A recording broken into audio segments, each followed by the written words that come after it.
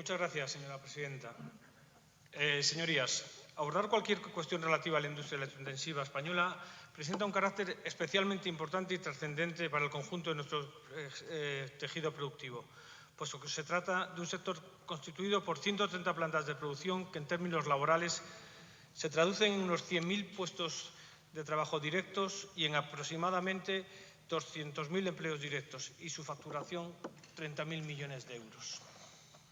En este sentido, el segmento de este sector que presenta un consumo eléctrico más elevado y cuyo consumo, por definición, fijaremos en un mínimo anual de 40 gigavatios hora, factura, como digo, 30.000 millones de euros y representa el 15% de la demanda de la energía eléctrica de España y que, con un carácter meramente exportador, envía fuera de nuestras fronteras alrededor del 60% de su producción y contribuye a conseguir un balance comercial entre España y el resto del mundo favorable a nuestro país, sin contar con la energía, es decir, sin las importaciones, lógicamente, del gas y del petróleo. No obstante lo anterior, y en aras de la continuidad de esta presencia en los mercados europeos y global, resulta imprescindible que exista un contexto competitivo en todo su proceso de fabricación y, por ello, resulta especialmente dramático comprobar cómo las cifras que se vienen poniendo de relieve en la gran desventaja de sus costes eléctricos en comparación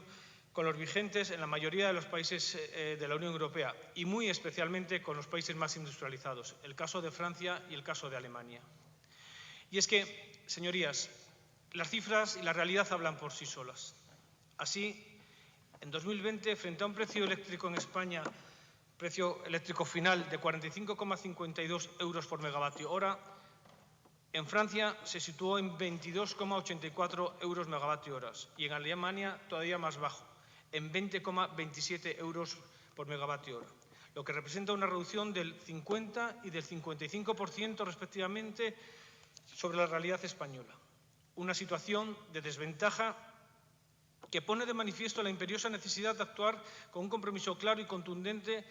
conociendo y reconociendo que su posible prolongación en el tiempo va a provocar, sin lugar a dudas, la deslocalización de este sector industrial esencial para España y que engloba industrias relativas a la metalúrgica férrica, no férrica, la química, la siderúrgica o los gases industriales, entre otros.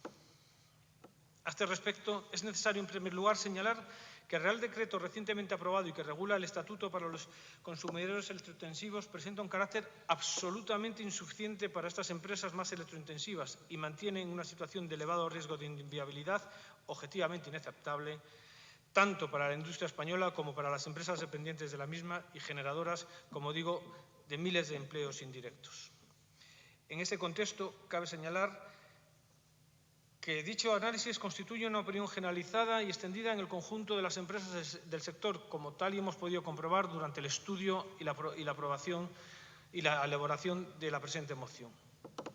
Por estos motivos es preciso y es imprescindible un estudio por parte del Gobierno de España sobre la alarmante situación expresada por el sector, así como un compromiso sólido que se traduzca en la ejecución de las medidas reales reclamadas por el mismo y limitar las dificultades de un sector tan productivo y tan importante para España.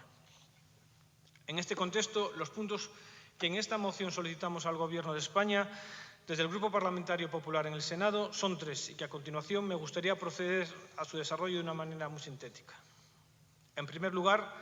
a través de esta moción se insta al Gobierno de España a introducir en el Real Decreto 1106/2020 de 15 de diciembre por el que se reguló el Estatuto de los Consumidores Electrointensivos medidas de más impacto que reduzcan los costes de suministro eléctrico de las empresas del mencionado sector, hasta situarlos en un nivel de referencia similar al de otros países próximos. No hay que ir muy lejos, Francia y Alemania. Porque, señorías, esta es la clave de lo que estamos debatiendo en el día de hoy. El diferencial de precios que está soportando la industria española con respecto a nuestros países vecinos. En segunda instancia, es absolutamente necesario entender y asimilar que las medidas que hoy se proponen son medidas que son absolutamente compatibles con las normativas de la Unión Europea, tal y como es posible constatar en los mismos países que he dicho, en Francia y Alemania. No es más que repetir lo que están haciendo en Francia y en Alemania. Es bien sencillo. Por último, y con un carácter más técnico, la presente moción solicita en su tercer punto que se estudien y se tengan en cuenta por parte del Gobierno de España las siguientes medidas para completar y mejorar sustancialmente el último texto legal aprobado, el Estatuto.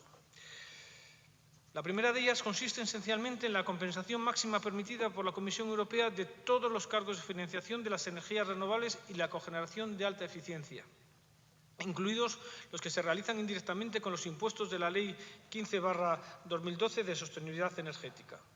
A este respecto, sería interesante reseñar que, de nuevo, la posición y el clamor en este sentido es prácticamente unánime dentro del sector. La segunda se trata fundamentalmente de la compensación máxima permitida por la Comisión Europea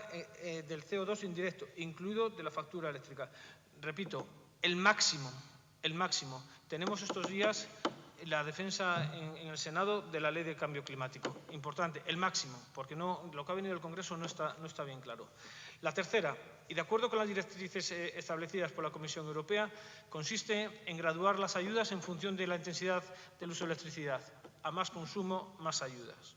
Finalmente, el cuarto y último de estos requerimientos se basa en la exención de un 80% del peaje de transporte, tal y como ocurre también en Francia y en Alemania, con el fin de eliminar cualquier incentivo en este sentido a la deslocalización y cierre de las industrias en nuestro país, porque desgraciadamente ya se han producido y se están produciendo en estos momentos cierres de empresas electrointensivas en nuestro país. ¿Por qué? Por el elevado coste de la energía. Como han podido comprobar, señorías, las iniciativas que proponemos son exclusivamente técnicas, basadas en un estudio y conocimiento rigurosos de la realidad del sector. Se trata, por ello, de propuestas sensatas, que están alejadas de cualquier criterio partidista o sesgado, que no solamente constituyen el modus operandi, sino que en este sentido es lo que están haciendo nuestros países vecinos y lo que el sector en España está reclamando. Yo soy de los que piensa que la política eléctrica, la política industrial tiene que ser una política de Estado. Y por eso les pido, señorías, un ejercicio de madurez y de rigurosidad, así como de política eficaz entendida en el mejor de los sentidos, con su voto favorable a la presente moción, para defender a las empresas electrointensivas y puedan permitirse quedarse en nuestro país. Muchas gracias, señora presidenta.